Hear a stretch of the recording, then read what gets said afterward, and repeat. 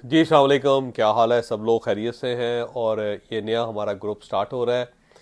इसका जो मौजू है वो है ज़ाहिर है इनकम ग्रोथ। और ये हमारा सबसे ज़्यादा बिकने वाला जो हमारा सेशंस होता है वो यही होता है, जिसके अंदर हम आपको इनकम ग्रो करने के तरीके बताते हैं, आपको अमीर बनने के तरीके बताते हैं, आपकी इमारत में इजाफा जो है वो आपको बताते हैं कि और इजाफा कर लें। ये ऐसी चीज़ें जो है ना वो बहुत ज़्यादा लोग उसके अंदर इंटरेस्ट लेते हैं। इसलिए हमारे ये कोर्सेज हों या फिर हमारे ये सेशंस हों, ये बहुत ही पॉपुलर होते हैं। अब होना भी चाहिए, ज़ाहिर है दौलत है तो सब कुछ है, दौलत नहीं है तो कुछ भी नहीं है। मैं खुद भी इस चीज़ के ऊपर बिलीव करता हूँ। बहुत सारे लोग ये कहते हैं जी कि दौलत बड़ी गलत चीज़ होती है, तो मैं कहता हूँ गलत चीज़ है तो मेरी तरफ भेज दो भाई। क्यों एक गलत चीज़ को आपने अपने पास रखा हुआ है? फिर लोग ये कहते हैं कि जी दौलत से सब कुछ नहीं कमाया जा सकता, सब कुछ नहीं हासिल किया जा सकता। मैं कहता हूँ जी बिल्कुल सही बात है आपको आपकी कि सब कुछ हासिल नहीं किया जा सकता, लेकिन गुर्बत से तो कुछ भी हासिल नहीं किया जा सकता। तो इसका मतलब गुर्बत जो है वो ज़्यादा बुरी हुई ना दौलत से। दौलत से चलें सब कुछ आप हासिल नहीं कर सकते, कुछ ना कुछ तो आप ले ही लेंगे, लेकिन गुर्बत से तो आप कुछ भी नहीं ले सकते। और ये एक हकीकत है, एक रियलिटी है जिसको ज़ाहिर है हर आदमी को कबूल भी करना चाहिए और खुले दिल के साथ कबूल करना चाहिए। ये जितने मुहावरे बने हुए ना दौलत के मुतालिक, ये सारे के सारे गलत हैं। कि जैसे वो कहते हैं दौलत हाथ की मैल होती है। मैं अक्सर लोगों से कहता हूँ कि भाई आपके हाथ के ऊपर जो मैल लगी हुई है ना, मेरी झोली में गिरा दो बेशक, मुझे कोई एतराज़ नहीं है। या वो ये कहते हैं जी कि अमीर आदमी खुश नहीं हो सकता। तो मैंने कहा यार मुझे कोई गरीब आदमी बताओ जो बहुत ज़्यादा खुश हो रहा हो और जिसने ज़िंदगी बड़ी ज़बरदस्त गुजारती हो। कोई नहीं। जो गुर्बत है ना बड़ी खौफनाक चीज़ होती है, और अगर ये खौफनाक ना होती तो रसूल अल्लाह सल्लल्लाहु अलैहि वसल्लम जो है उससे पनाह ना मांगते, या फिर हज़रत इब्राहीम अलैहिस्सलाम खाना काबा तामीर करने के बाद सबसे पहले खुशहाली की दुआ न करते। तो जब आपने खाना काबा तैयार कर लिया, मुकम्मल हो गया, तो हज़रत इब्राहीम अलैहिस्सलाम ने दुआ फरमाई, जो आज भी कुरान मजीद का भी हिस्सा है और साथ साथ हमारी अपनी दुआओं का हिस्सा भी है, जिसके अंदर खुशहाली की दुआ जिसको कहा जाता है, जिसमें अल्लाह ताला से नेमतें मांगी जाती। तो ये जो दौलत है ना, पहली बात तो ये है कि ये अल्लाह ताला की बहुत बड़ी ब्लेसिंग होती है। और हर मुसलमान बल्कि हर मज़हब का आदमी जो है उसके लिए दुआ कर रहा होता है। तो जिस चीज़ के लिए दुआ की जा रही हो, जिसकी मन्नतें मांगी जा रही हो, जिसके लिए पूरी दुनिया भाग दौड़ कर रही है, तो वो बुरी कैसे हो सकती है? मुझे इस चीज़ की कोई आज तक समझ नहीं आई। बहरहाल ये सारी चीज़ें जो ना आगे चल के हम आपको पढ़ाएंगे और आपको बताएंगे भी, बल्कि आपके 3 ग्रुप बनाएंगे। जो पहला ग्रुप होगा ना वो 20 साल से लेकर 40 साल की उम्र तक के लोगों का होगा, और जो दूसरा ग्रुप होगा वो 40 से 60 साल की उम्र तक के होगा, और जो तीसरा ग्रुप होगा वो 60 से 80 साल तक के लोगों के लिए होगा। और इन तीनों के लिए हम माजूद चाहता हूँ, इन तीनों के लिए हम अलग अलग मॉडल्स आपको देंगे। कि अगर आप 20 साल तक हैं तो आपके लिए एक मॉडल है 20 से 40 तक के लिए, और अगर आप दूसरा लोग हैं जो 40 से 60 साल के दरमियान है तो उनके लिए दूसरा मॉडल होगा, और जो 60 से ऊपर है उनके लिए तीसरा मॉडल होगा। ये मॉडल जो है ना आगे चल के हम डिस्कस भी करेंगे कि आप जिस एज ब्रैकेट के अंदर हैं आपको उस एज ब्रैकेट के मुताबिक अपनी दौलत को ग्रो भी करना चाहिए और उसके लिए प्लान भी करना चाहिए। मसलन जो 60 साल की उम्र के लोग हैं, मैं उनको अक्सर ये कहता हूँ कि आपने इन्वेस्ट कोई नहीं करना, बल्कि आपकी तो जो इन्वेस्टमेंट अब तक है उसको खाने का टाइम हो गया। तो आप उस इन्वेस्टमेंट को एंजॉय करें। ख़बरदार जो किसी जगह पे आपने को पैसा लगाया। और इसी तरह जो 40 से 60 साल के दरमियान होते हैं, मैं उनको ये कहता हूँ तमाम छोटी छोटी जो इन्वेस्टमेंट्स हैं उन सबको निकाल के अब आप एक बड़ी इन्वेस्टमेंट करें जिसको संभालना आपके लिए आसान हो। बजाय इसके कि 10 प्लाट आपने रखे हुए हैं और कभी इधर दौड़ रहे हैं कभी उधर दौड़ रहे हैं, उसके बजाय बेहतर ये है कि आप एक उन सब को बेच के एक प्रॉपर्टी खरीद लो जो आपको पहले से ज़्यादा, इन सबसे ज़्यादा मुनाफा दे दे, ताकि आप उसको इजीली मैनेज कर सकें। और जो 20 से 40 साल के दरमियान होते हैं, मैं उनको कहता हूँ यार जो चीज़ भी मिलती है आप ले लें। कोई फाइल मिलती है वो ले लें, कोई छोटी दुकान मिलती है वो ले लें, रेडी मिलती है वो ले लें, किसी को प्राइस बॉन्ड के अंदर पैसा लगाना है वो लगा दें, कोई आपने सोना खरीदना है, चांदी खरीदनी है, कोई आपने कुछ नहीं तो ब्रास ही खरीद लें, कुछ ना कुछ खरीदते रहें और उसको लॉन्ग टर्म के लिए रखते। तो ये आगे चल के मैं आपको सारी चीज़ें बताऊंगा। असल जो चीज़ है ना वो आज का जो मौजू है वो बड़ा दिलचस्प है। वो मौजू ये है कि दुनिया में हर जो ब्रांड होता है ना उसकी कोई ना कोई एक वैल्यू होती है। मतलब मर्सिडीज का जब नाम आता है तो गाड़ी जो है ना उनका कोर ब्रांड है। यानी अगर मर्सिडीज में से गाड़ी निकाल दें तो वो पूरे का पूरा ब्रांड जो है क्लैप्स कर जाएगा। हो सकता है उनके पास कोई $1 बिलियन की $1 ट्रिलियन की प्रॉपर्टीज़ हो, वो बड़े बड़े उन्होंने मार के मारे हों, बड़े बड़े उनके पास किले हों, बड़े बड़े उनके पास जजीरे हों, लेकिन जो मेन चीज़ है उनकी वो गाड़ी है।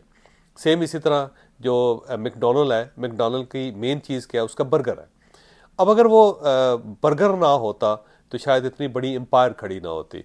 तो बर्गर जो है उसकी ज़ाहिर है वो हिफाजत करते हैं, क्योंकि वो मेन चीज़ है, मेन प्रोडक्ट है। जिस दिन बर्गर ख़त्म हो जाएगा उस दिन मैकडोनल्ड भी कोलैप्स कर जाएगा। हो सकता है उसकी बहुत प्रॉपर्टीज़ हों, बड़ी यूनिवर्सिटियाँ हों, बहुत उसने 2-4 स्टेट्स के बराबर उसने एसेट्स बनाए हों, आधा अमेरिका जो उसने ख़रीद लिया हो, लेकिन जो उसकी कोर वैल्यू है वो उसका बर्गर है। सेम इसी तरह आप किसी और ब्रांड का ले लें, मसलन आप ये आईफोन जो एप्पल है, एप्पल कंपनी को ले लें, उसका जो मेन जो सोर्स है, जो मेन ब्रांड है वो उसका फ़ोन है। अब अगर आप इस फ़ोन को बंद कर देंगे तो एप्पल कंपनी जो है ना वो उसकी आईडी ख़त्म हो जाएगी, उसकी आइडेंटिफिकेशन ख़त्म हो जाएगी, तो वो उसको फिर आप पहचान उसकी ख़त्म हो जाएगी। हम इस तरह कह लेते हैं। जैसा सैमसंग जो है ना उसका नोट है, तो ये जो नोट है उसका नोट से मतलब ये मोबाइल फ़ोन है। तो ये अगर ख़त्म हो जाएगा तो सैमसंग जो है वो हो सकता है बहुत बड़ी एम्पायर खड़ी कर ले वो, लेकिन उसकी आइडेंटिफिकेशन ख़त्म हो जाएगी। तो सेम इसी तरह ना हर एक चीज़ जो हर एक जो ब्रांड है उसका एक कोर ब्रांड होता है, जो कोर वैल्यू होता है, कोर प्रोडक्ट होती है, जिसकी वो बहुत ज़्यादा हिफाजत करते हैं। पूरा ब्रांड मिल के कोशिश करता है कि उसको बचाया जाए, क्योंकि अगर वो बच जाएगा तो सब कुछ बच जाएगा। लेकिन अगर वो मेन चीज़ ख़त्म हो जाएगी तो हर चीज़ ख़त्म हो जाएगी। जैसे कि नोकिया है ना, अब नोकिया का देख लें, उसका फ़ोन होता था, जब वो फ़ोन उड़ गया तो उसके बाद नोकिया कंपनी है, लेकिन उसकी जो पूरी ब्रांड वैल्यू है वो ख़त्म हो गई, वो टोटल कोलैप्स कर गया। और अब नोकिया ने उससे उसके बाद भी बहुत बड़े बड़े कमाल किए हैं, लेकिन अब हमें वो नज़र नहीं आता जिस तरह उसको पहले देखा जाता था, क्योंकि उसने अपना जो कोर था वो उड़ा दिया, उसकी मेन जो थी चीज़ वो ख़त्म हो गई। इसी तरह अगर आप ये कोडक को देखें तो कोडक की जो फिल्म थी ना, जो रील होती थी वही सब कुछ होती थी। जो रील ख़त्म हुई तो कोडक कंपनी कायम है आज भी, लेकिन उसकी वो वैल्यू नहीं रही, वो वैल्यू ख़त्म हो गई। तो हर जो ब्रांड होता है उसकी एक कोर वैल्यू होती है, उसकी कोर प्रोडक्ट होती है, जिसकी वो पूरा ब्रांड मिल के या सब लोग मिल के उसकी हिफाजत कर रहे होते हैं। जो आप है ना, आपकी भी एक कोर वैल्यू है। इस कोर वैल्यू का ख्याल रखना ज़रूरी है। देखें आपके असासे कितने हैं, आपकी इनकम कितनी है, आप कितनी बड़ी एम्पायर चला रहे हैं, ये सारी चीज़ें जो ना सेकेंडरी हैं। जो प्राइमरी चीज़ है वो आप है।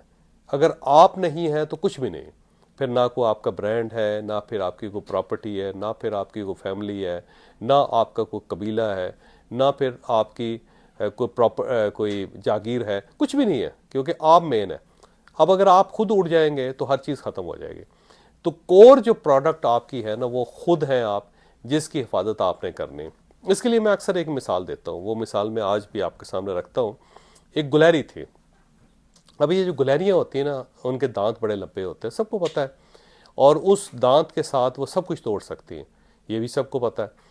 तो वो गुलहरी जो थी वो एक बाग था, बाग ये था कि वहाँ पे अखरोट के दरख्त थे बहुत ज़्यादा। तो वो अखरोट के दरख्तों पे जाके ना उनके अखरोट तोड़ के बर्बाद कर देती थी। तो जो अखरोट जिसने लगाए हुए थे, जो किसान था या जो अखरोटों का मालिक था, तो उसने उस गुलहरी के साथ एक सौदा किया। उसने कहा चल भी इस तरह करते हैं कि तुम्हारा शौक़ है ये अखरोट तोड़ना, तो मैं तुम्हें आज एक ऑफ़र करता हूँ, तुम अगर मेरे पास मुलाजमत कर लो तो मैं तुम्हें अखरोट देता हूँ, आप जितने अखरोट तोड़ोगी ना उतने अखरोट मैं तुम्हें इनाम में दे दूँगा। तो उसने कहा इसका क्या फ़ायदा होगा? उसने कहा तुम बैठ के अखरोट मज़े से खाना, बाद में पहले तुम तोड़ो, मेरे लिए तोड़ो, और उसके बाद जब तुम्हारा काम मुकम्मल हो जाएगा, जॉब ख़त्म हो जाएगी, तो उसके बाद तुम्हें मैं उतने अखरोट दे दूंगा जितने तुम्हें तोड़े हैं, तो बाकी ज़िंदगी तुम्हें याशी करना, आराम से बैठना और अखरोट खाते रहना। तो उसने कहा ये काम तो बड़ा अच्छा है। तो उसने उस मालिक से कर दिया सौदा। उसने कहा ठीक है मैं कर लेती हूँ ये। तो मालिक ने उसको 5 लाख अखरोट दे दिए। तो उसने कहा ये 5 लाख अखरोट तोड़ दो, तो इतने ही 5 लाख अखरोट मैं तुम्हें दे दूंगा। तो गुलहरी जो थी वो ज़ाहिर है उसके दांत लंबे थे और तगड़े थे, और अखरोट तोड़ना उसके लिए कोई मसला ही नहीं था। तो दिन रात लगा के ना उसने 5 लाख अखरोट तोड़ लिए। जब वो टूट गए तो उसके बाद वो जो किसान था या जो मालिक था या जो दुकानदार था, उसने उसको 5 लाख अखरोट दे दिए। अब वो जो 5 लाख अखरोट लेके जाने लगी तो उसने सोचा कि अभी मैं और अखरोट तोड़ सकती हूँ, तो ज़्यादा बेहतर ये है कि मैं 5-1 लाख और तोड़ लेती हूँ। जब तोड़ दूंगी तो 5 लाख मुझे और मिल जाएंगे, तो 10 लाख हो जाएंगे अखरोट। तो मैं फिर ज़्यादा बेहतर तरीके से ज़िंदगी गुजार सकूँगी। तो वो दोबारा दुकानदार के पास गई या उस बाग के मालिक के पास गई और उससे कहने लगी कि ठीक है, आप मुझे 5 लाख और दे दो, मैं 5 लाख और तोड़ देती हूँ, तो उसके बाद आप मुझे 5 लाख और इनाम दे देना। तो वो बंदा राज़ी हो गया, उसने कहा बहुत अच्छी बात है, मैं कर देता हूँ। तो उसे 5 लाख उसे और अखरोट दे दिए। अब गुलहरी ने अगले 5 लाख अखरोट भी दिन रात लगा के तोड़ दिए। अब ये जब टूट गए तो उसके बाद 5 लाख उसे और मिल गए। अब वो 10 लाख अखरोट लेके अपना जो बिल था या जहाँ पे वो रहती थी उस तरफ चली गई। अब वो 10 लाख अखरोट जो उसने वहाँ पे नीचे अंबार लगा दिया, उसका बखेर दिए उसने, और उसके पास बैठ के अब उसने सोचा कि अब मैं एक एक करके इनको खाना शुरू करती हूँ। अब जो ही उसने पहला अखरोट उठाया और उठा के जब उसने तोड़ने की कोशिश की तो उसे पता चला कि अब उसके दांत जो है वो घिस चुके हैं या टूट चुके हैं। अब उनके अंदर इतनी जान नहीं है कि वो इसमें से किसी एक अखरोट को भी तोड़ सके। तो वो बहुत ज़्यादा परेशान हो गई। उसने फिर मुख्तलिफ दूसरे लोगों से बात की, दूसरे गुलहरों से बात की या गुलहरियों से बात की कि अब इसका क्या हो सकता है, कोई मुझे नए दांत दे दे ताकि मैं अपने जो कमाए हुए अखरोट हैं उनको तोड़ के खा सकूं। तो अब वो सारे जो गुलहरे और गुलहरियाँ थे वो हंसना शुरू हो गए। उन्होंने कहा ये कैसे मुमकिन है, क्योंकि अब तुम्हारे दांत टूट चुके हैं, अब तुम्हारे जब दांत ही नहीं है तो तुम अब इनको खा नहीं सकोगे। तो उसने वो बेचारी बड़ी परेशान हो गई। तो उसके बाद बाकी सब लोगों ने कहा तू आराम से बैठ इधर, अब हम तुम्हारे अखरोट खा के दिखाते हैं। तो वो बेचारी एक साइड पे बैठी रही और दूसरे वो लोग जिन्होंने इस अखरोट के लिए कोई काम नहीं किया था, कोई मेहनत नहीं की थी, कोई उन्होंने मुशक्क़त नहीं की थी, वो आराम से अखरोट तोड़ते गए और खाते गए। और ये बेचारी जो है ना सिसक सिसक के भूखी मर गई क्योंकि उसके दांत ही नहीं थे। तो ये बज़ाहिर एक गुलहरी की स्टोरी है, लेकिन अगर आप गौर करेंगे तो ये आपकी कहानी भी है, क्योंकि आप भी ज़्यादातर काम यही कर रहे हैं कि आप रोज़ अखरोट तोड़ते हैं इस ख्वाहिश के साथ, इस उम्मीद के साथ कि जितने अखरोट आप तोड़ रहे हैं उतने आपको इनाम में मिल रहे हैं, और इनको आप साथ साथ जमा करते जा रहे हैं। और आपका ख्याल ये है कि आखिर में आप आराम से इस ढेर के ऊपर बैठेंगे और एक एक अखरोट करके आप मज़े से खाना शुरू कर देंगे। ऐसा ही है ना, आपके जहन में यही है, जो पैसा आप कमा रहे हैं उसको सेव कर रहे हैं और इस उम्मीद पे सेव कर रहे हैं कि एक वक्त आएगा जब आप इसको एंजॉय कर सकेंगे। लेकिन ये जहन में रखें कि आप में और उस गुलहरी में कोई फ़र्क नहीं है, क्योंकि उसने भी ये गलती की थी कि जो उसने कमाया था उसने साइड पर रख लिया था। अब पे जो साइड पर रखा हुआ था वो उसके कोई काम नहीं आया, बल्कि दूसरे लोगों के काम आया, उन लोगों के काम आया या उन गुलहरों के या गुलहरियों के काम आया जिन्होंने कोई मेहनत नहीं की थी। तो आप और इन गुलहरियों में कोई फ़र्क नहीं है, ये जहन में रखें। बल्कि मैक्सिमम लोग जो इंसान हैं उनका यही अलमिया है कि वो पूरी ज़िंदगी मेहनत करते रहते इस उम्मीद पे कि जब वो रिटायर होंगे तो उसके बाद वो असल ज़िंदगी को एंजॉय करेंगे या असल ज़िंदगी उस वक्त स्टार्ट होगी। लेकिन ऐसा होता नहीं है, क्योंकि जब वो रिटायर होते हैं तो वो इस काबिल ही नहीं रहते कि अपनी ख्वाहिशें पूरी कर सकें, क्योंकि उनकी बॉडी के अंदर जान नहीं होती, उनका जो जज्बा है वो मांद पड़ चुका होता है और जो उनके ताकत है, जो तवानाई है वो ख़त्म हो चुकी होती है। तो मेरी आपसे रिक्वेस्ट है कि इनकम ग्रोथ जो है आप ज़रूर करें, आप अपनी आमदनी में और इजाफा करें और इजाफा करें और इजाफा करें, लेकिन इस आमदनी को गुलहरी की तरह अखरोट जमा करने पर सर्फ नहीं करना। इस अपनी ज़िंदगी को अखरोट जमा करते हुए ज़ाया नहीं करना आपने, बल्कि साथ साथ अखरोट खाते रहें, साथ साथ इस ज़िंदगी को एंजॉय करते रहें। क्योंकि हम में से बहुत कम लोग हैं जिनको कुदरत ये मौका देती है कि वो अपने कमाए हुए को एंजॉय कर सके। मैंने एक बहुत पहले एक स्टडी पढ़ी थी, और जो हमारे पुराने जानने वाले हैं या पुराने हमारे जो कोर्स के साथी हैं वो सब इस थ्योरी से जान वाकिफ़ हैं। 1992 में यूनेस्को ने एक रिपोर्ट दी थी, और वो रिपोर्ट ये थी कि हम में से तमाम लोग जो भी ज़िंदगी में कमाते हैं उसमें से सिर्फ 30% कंज्यूम कर पाते हैं। यानी अगर हमने 100 रुपया कमाया ज़िंदगी में तो हम उसमें से सिर्फ 30 रुपये जो हैं उसको खर्च कर सकेंगे या उसको इस्तेमाल कर सकेंगे। 70 रुपये जो होंगे या 70% जो होगा वो हम दुनिया में छोड़ के चले जाएंगे। तो हम में से मैक्सिमम लोग जो हैं वो अपनी कमाई का सिर्फ 30% हिस्सा खर्च कर सकते हैं, बाकी वो 70% वो किसी और के लिए छोड़ जाते हैं। और ये वो दूसरे गुलहरे और गुलहरियाँ होते हैं जो उस दौलत को एंजॉय करती हैं जिसके लिए हमने अपनी पूरी ज़िंदगी अकारत कर दी होती है, पूरी ज़िंदगी ज़ाया कर दी होती है। तो मेरी आपसे रिक्वेस्ट है कि आपने जो भी करना है साथ साथ करना है।